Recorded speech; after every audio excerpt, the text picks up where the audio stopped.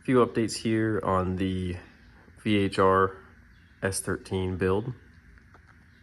It's been running pretty good. Ran into a couple small issues here and there over the past few weeks of just running the motor. Some minor stuff, a lot of it my fault with, being like wires almost touching the headers, or the clutch line almost burning on the header as well. Just fixing small things like that, zip tying things out of the way, and not a whole lot has changed.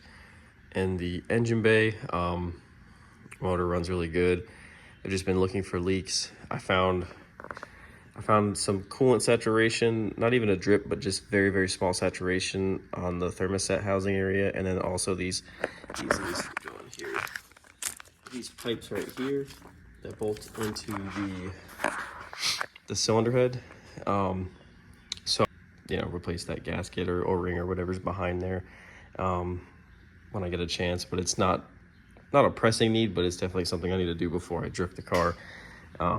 One major thing that I did in the past few weeks was I upgraded to, it's a little hard to see, but a Willwood 3/4 master.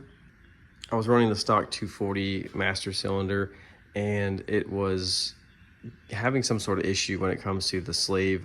It wasn't traveling enough essentially, and then so I was over adjusting at the slave cylinder. I have the version 1 Z1 kit that I installed and talked about in some of my earlier videos. So I know that is a pull type slave, and the main thing with those is they work, but you have to make sure that the alignment is perfect, and not to like overextend the slave cylinder. And I believe I overextended it by having to over adjust it to compensate for the master cylinder not being the right size. So if you have the Z1 kit, definitely 3/4 inch master. I just went with the Willwood.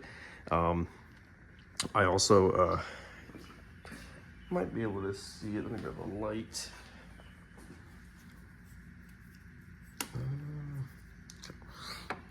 You can see the bracket in there. I have an adapter bracket by Hybrid Performance Manufacturing. I'll put their link in my description of this video. They are a local Charlotte S chassis swap, part provider. So they make, manufacture and machine all these cool little brackets and parts and stuff like that. So definitely check them out. The first thing I have here is the excessive manufacturing skid plate. It's fits pretty well. It says it's for S14, S15, but it'll work for S13 as well.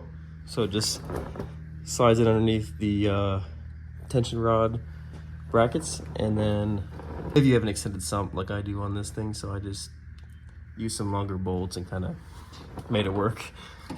All right, so slide underneath here.